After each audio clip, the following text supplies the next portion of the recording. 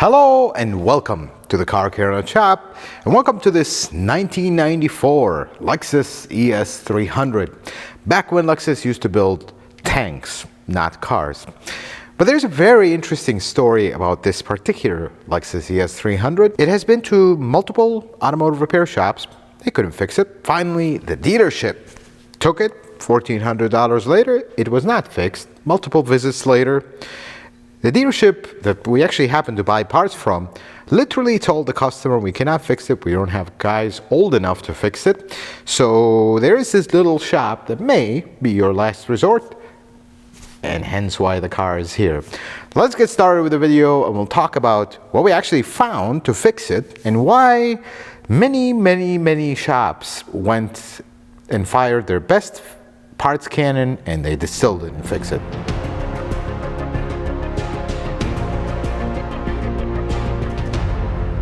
So here's how this entire issue started. First, let's talk about the issue itself.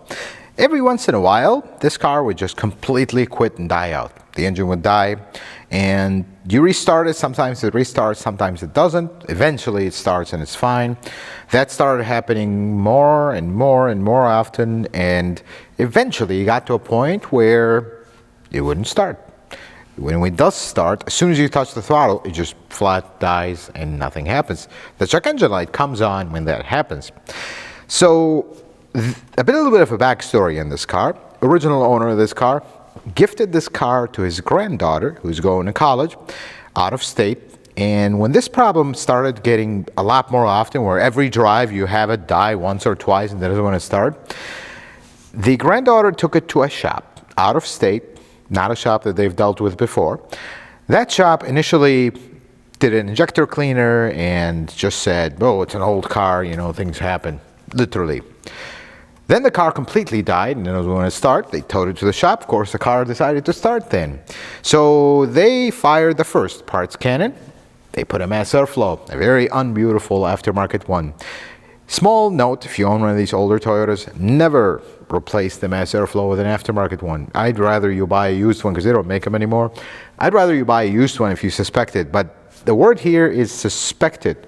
You can actually test these. Even though this is a 94 and it's OBD1, they're actually OBD2 compliant. So you can hook up a proper scan tool and look at data list. An OBD2 scan tool has a port and everything. Beyond me why they didn't do that, but God bless them for it. Long story short, 3 times more to this particular shop, they replaced the entire EGR system. They replaced all coils and spark plugs, and they ran the injector cleaner again, and they did a whole bunch of stuff down to a timing belt. Still does the same thing. They basically at the end gave up. Told her, it's an old car, we're not really know what's going on, take it to the dealership. Car surprisingly started running fine.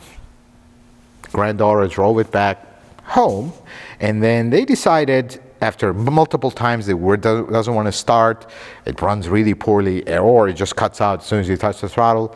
They took it to the dealership. The dealership charged them $1,400, and here's actually have the receipt of that. I'm not going to show it for privacy reasons for the owner, but here's what they did. They charged them 3 hours of labor to test everything, and I love how the conclusion is everything tests out normal, no problems found. And then they did the injector cleaner. Again, now this is injector cleaner number 3 on this car that doesn't fix it. And then they replaced an engine mount, which is completely unrelated to everything. They did an oil change and sent the customer on their way. The very next day, the car won't start. And this time, it won't start. It's done. That's it. No more starting. Cranks, and eventually catches. As soon as you touch the throttle, it just dies out. Towed it back to the dealership. Of course, the car started right up. They tested it, told them, no, we don't see any issues. It runs fine. Took it around the block. It's fine. We don't see what you're talking about. They put a new battery in it. That's the only thing they did. Car left. The next day, it won't start again. Would you guess that? That happens every time when you bring a car to a shop. That's why we usually, when we see the situation, we tell the customer, leave it with us for a few days. We're going to at least not give it one time. We're going to give it 2-3 times, because that's how it is with intermittent issues. This time, they took it to the dealership. The car would not start, and they kept it for an extended period of time. come to an end and told the customer, we don't know what's wrong with it. We don't have technicians old enough that remember how these work. And parts are not really available for us to fire our parts cannon, so we cannot fix the car. But because this is a dealership, now this is a local dealership here, we buy parts from them, and sometimes they call me on old car parts, that old Toyota, Lexus parts. We have alternative sources. I have sources in Japan. We always source parts for these older cars and figure out a way for them. They literally told the customer, take it to this shop. They love to work on these old Toyota and Lexuses. Now, mind you, in 1994, when this came out, I was a little child recovering from a very unpleasant war that just happened in my home country. I did not work on these. I'm not extremely familiar with them. However, it's a 1MZ engine, and it's an old Toyota. And this is not even a 3VZ engine where, yeah, some younger technicians are not as familiar with. This is a 1MZ. I mean, we had this into the 2000s. So here is what happened. The car got towed in here. Customer dropped it off. He says, you're my last resort. I love this car. I've owned this since it was new. I've really taken care of it, and they have. This car only has 73,000 miles. Not a single drop of rust. It's been garage kept. And the best part is, the customer have never watched our channel, never heard of our shop. They live literally 2 miles away. Never heard of us. Just, they're not into YouTube and watching our channel and whatnot. But they actually, when the dealership told them that, the owner got so upset, he says, I'm done. I don't even want to fix this car. Parked it in his garage for months before he decided to, let's give these guys a shot. He calls us, tows the car here. Yep, we won't start. Let me walk you through what we actually found, because you're going to have a good laugh at this. So we got the car in. Actually, that day just happened to work out. We had a couple cancellations, and I had a little bit of time to really dive into something like this, especially after hearing the story of this car. Check fuel pressure. It's fine. Fuel pump's coming on. Fuel pressure is good. I actually bypassed the EGR, because if the EGR sticks wide open, this is an aftermarket EGR. Probably the original one had nothing wrong with it. Bypass the EGR. No, still the same thing. I mean, as soon as you touch the throttle, you just completely falls on its face. I adjusted the TPS, throttle position sensor. Somewhat common with these, you know, if they're out of adjustment, not cause this issue, but cause like hesitations and all kinds of other issues. That was fine as well. That was within spec. Checked the timing. Timing was fine. I mean, at this point, we're like, what's going on with this car? Check engine light is on. I hook up a scan tool to it. It won't communicate. I'm like, check OBD2 fuse. Check power and ground to the OBD2 connector. No, everything is fine. It won't communicate. Then all of a sudden, we're like in the middle of, I wanted to check the igniters, and I wanted to see if we have ignition, like spark signal. All of a sudden, it just started and ran fine. Ran perfectly fine. I mean, absolutely smooth, nothing. And all of a sudden, the scan tool communicated. That was the biggest clue right there. So I got in the car, and I'm like, all right, maybe we moved some wiring, and that's what we have going on. I jump in the car, I take it out of the shop. Let's just drive it around, see what happens. As soon as I got out of the shop, it just died out and it won't start again. And then the next day, it actually started in the morning. We brought it in, and it just died out in the middle of the shop. Same thing. There's something very unique about the symptoms of this car. When it runs perfectly fine. And then all of a sudden, with no change in temperature, with no change in demand, it's running, all of a sudden it just quits and completely dies out. And the check engine light comes on. Well, the check engine light was not on when we was running fine. Now it's on. And now you can't communicate with it. There's only one thing that would cause this in older Toyotas. The engine computer. See, dealership technicians, they work mostly on newer cars. And Toyotas, for the longest time, they don't have computer problems. At least they're not common. They're not your first thing you look at. So I can understand why a younger technician that have never added the age factor here, would say, no, I don't think it's an ECM problem. This just doesn't make sense. Something is going on. This is an old car. They look at it like, we're not familiar with these. I don't have the time, and unfortunately, dealership technicians are paid flat rate.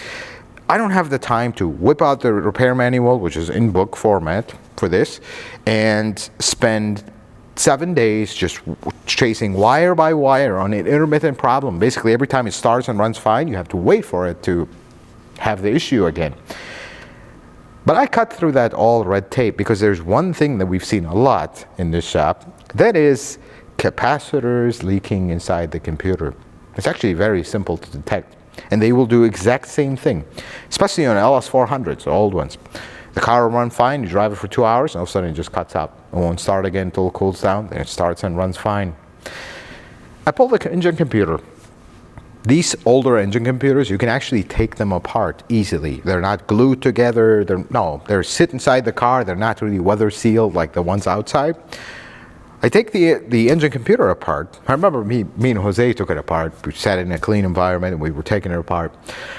I look at the capacitors. Usually you'll see these old capacitors that leak acid over the circuit board, and then you'll see them like corrosion and all kinds of stuff. Well, this one looked fine, except one capacitor had a really weird stain underneath it. I've seen when the capacitors leak, they look horrendous. They just rust everywhere and everything. But this one, only one capacitor had a little bit of a leak. I mean, a leak is a leak, and I am not a specialist in looking at a circuit board. I may be missing something, but I see a sign of something. I talk to the customer, I'm like, listen, I'm suspect of this ECU having bad capacitors. We deal with a couple companies that rebuild these. They're electronic repair specialists. They're just gonna test the board, replace the capacitors, check everything is good, well, we're done. They're not gonna do magic. They can't, for example, test the functions of the software. Is it responding to temperatures? No, they're going to test the basic electrical stuff. The only problem with this particular car compared to like a 94 Camry, we had a 94 Camry a while back, this has an immobilizer. And you do not want to open that, for lack of a better word, can of worms, because you can't get this new ECU in programming mode. And if you go get a used one, that's it. You locked out the car, and we can't really program the keys. The only way you're going to do this is you have to modify the entire system to get the immobilizer out of the picture, like get an ECU that doesn't have immobilizer. But this is too nice of a car. We're not going to do that. It's mending it. So my only choice was tell the customer I'm very skeptical about this, but simply because I don't see big damage on the ECU. We're going to send it to repair, and we're going to see what happens. It's going to take 10 business days for them to return the ECU back to me. So the car will sit here until, at that point, the customer basically told me, well, it's either that or I'm junking the car because that's it. There's nobody that will fix this. Okay. We send the ECU out for repair. The ECU takes 10 days. Of course, when the ECU comes back, I'm tied up with 7 different projects. We finally get to this car. Put the ECU in. At this point, the new battery is completely dead. Jumped the car, and it ran perfectly fine. Initially, I was like, well, it's done this before, or it starts. As soon as I move it, it'll die out again. Go drive it. Runs fine. Warms up. Runs fine. That's it. That's all it was. It's as simple as that. If somebody would have just opened that ECU, looked for signs, or had the experience with older Toyotas and these specific capacitors that I hope they don't use today. I am not an electronic specialist. I don't know what causes them to leak like that. I'm assuming old age, but I hope they don't use similar capacitors in these days, because 20 years from now, we're going to have the same problems. But here's the biggest problem with this car right now. Now that we got the car running and it's fine, runs perfectly fine. Now we've put a lot of miles on it, not just around the block and back, because I wanted to make sure that it's 100%. We have new problems, and the new problems potentially stem from the previous parts canon. So this car runs perfectly fine when it's warmed up. Well, when it's cold, I notice the idle doesn't want to come up. Usually these, when you start them up, they'll rev up to 1500, but then it'll come down. It's not doing that. And the second thing it's not doing is it doesn't have smooth acceleration when it's cold. Like you hit the gas, it kind of stutters, then it goes. It runs fine, you can drive it, but I don't want to give this car back to this customer just like this. They'll probably be extremely happy. Okay, we'll warm it up. It's fine. It runs because it runs. That was all the issue was. But I noticed one thing.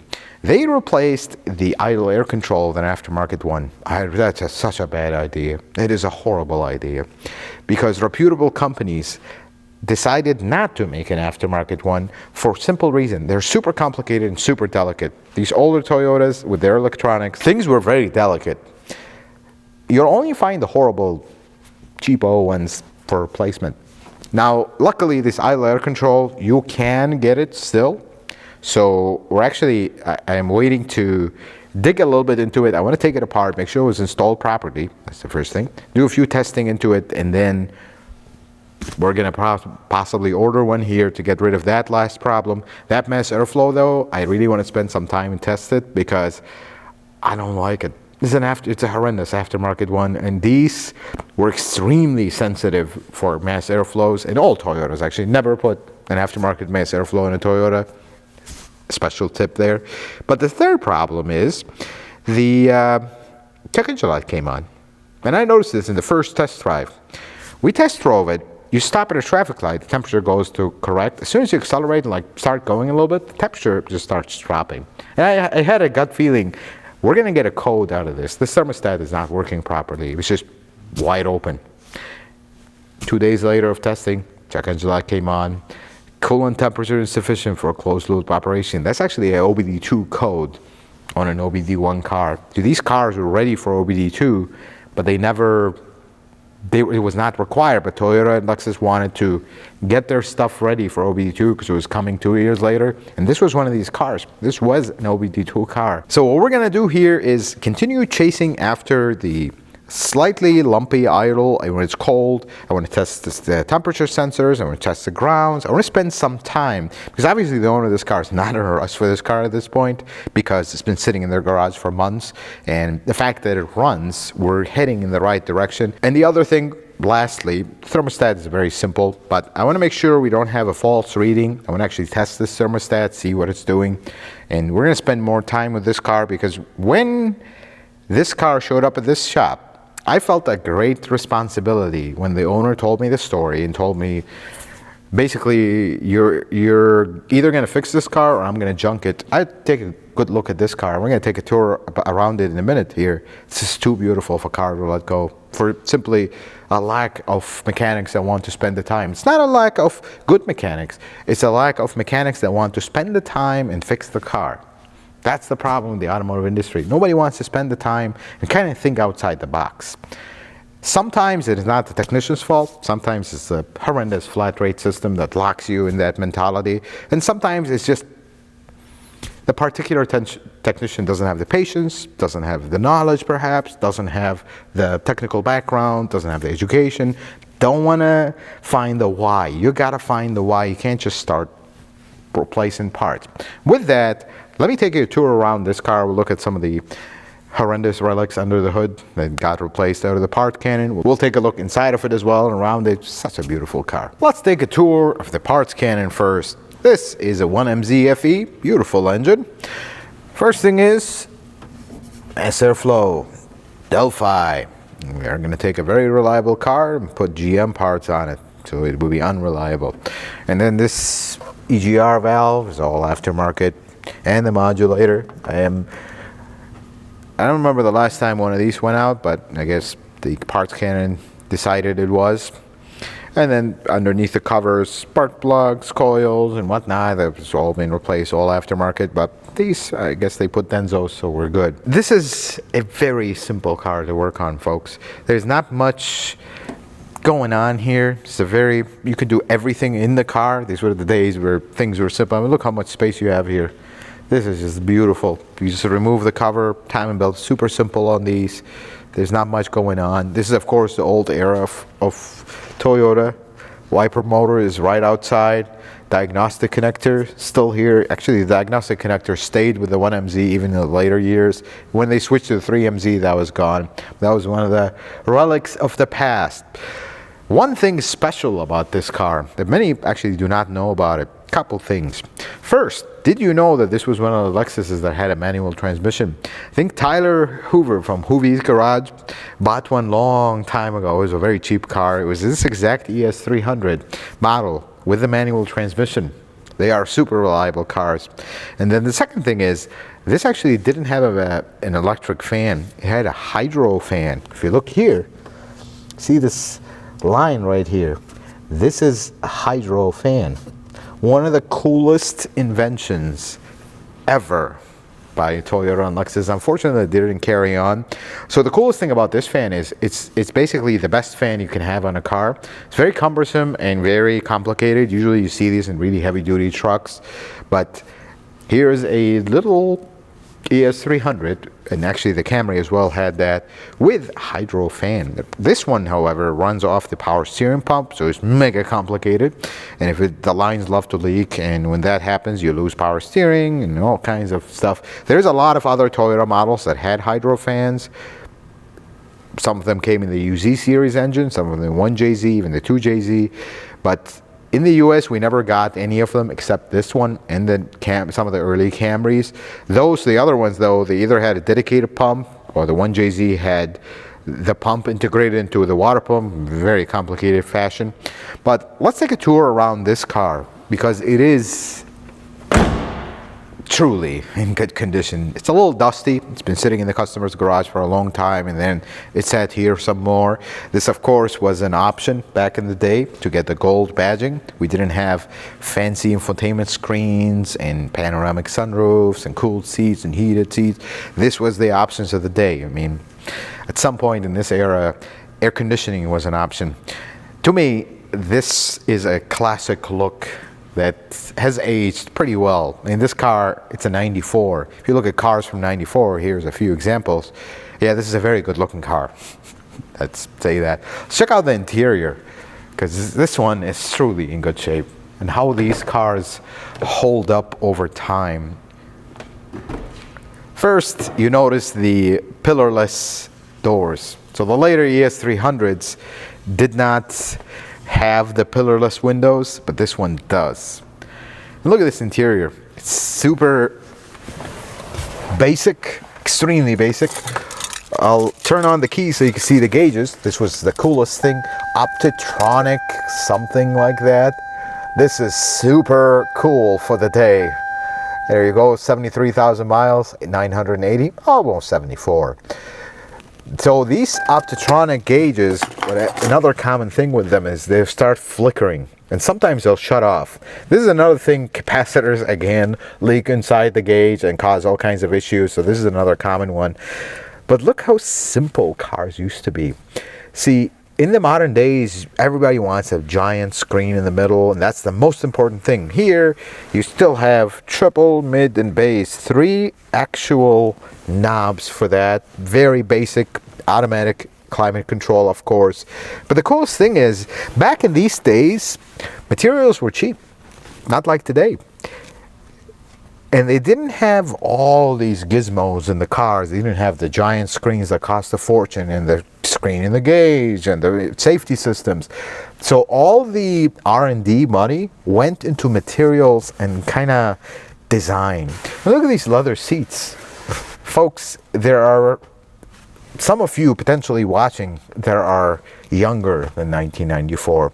And look at how this leather is holding up. And this is an everyday car. This is not some collector car or a car that was like babied and put in a bubble. No, this was a car that was driven. Not a lot, but it was driven. I mean, look at this leather seats. It does need a little bit of cleaning, some rejuvenating, but they'll probably turn out perfectly fine. Same thing with the dash. I mean, there was a time where dashes were coming apart and we have shiny dash. I mean, look at this one. Perfectly fine. This is, to me, when I see a car like this, it has absolutely no rust. It's very clean. It's worth keeping because they just don't make cars like this anymore, especially with those low miles. Let's look at the back seat.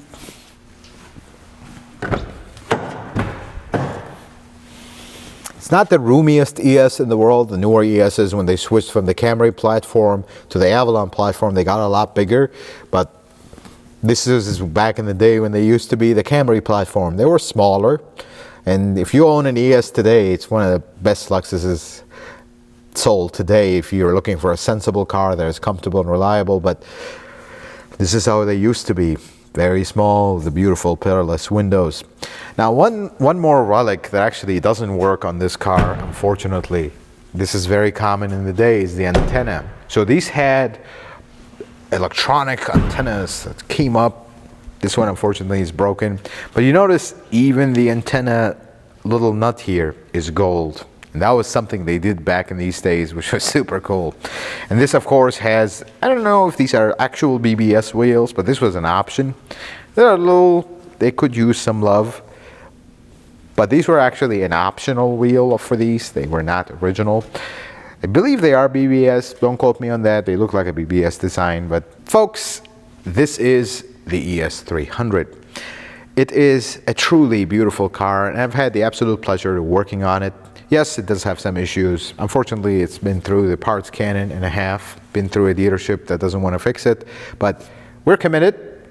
We're gonna get this car running and running properly. It is a lot better now than how we got into the shop, but I am not gonna just hand over the keys to the customer and tell them, yep, your original problem is fixed, so here it is, have a nice day. And then have them 2 days later realize, well, it's fixed, but it's not perfect. Like, what happened here? I don't wanna do that. We're committed. We've had this car for a while here now. We're working on it slowly, making sure we spend the time with everything, get everything running properly, because I think this car is absolutely worth saving. It's beautiful. If it was rotten, it has 400,000 miles, maybe I would have recommended the customer, you're gonna put a lot of money into this. Is it even worth it? This is absolutely worth it. If you find one of these out there, folks, just know computer problems are common on these older Toyotas with capacitors leaking. Don't just assume every little problem is that. You have to find actual evidence or doubt that it is that. And you get there by following the proper diagnostic step, understanding what is happening to this car. When you get to a point, you've spent a lot of time and nothing is making sense, computer's not communicating and everything's checking out fine, but it still runs like this, then suspect a computer problem, but then take it the next step, take it apart, look for evidence of issues. Folks, I hope this video was helpful and informative. I hope you learned something new. If you like it, consider giving it a thumbs up. If you're not a subscriber, consider subscribing to the channel. Check out some of my other videos. Until the next video, folks, may the Lord bless you and keep you, and you have yourself a wonderful day.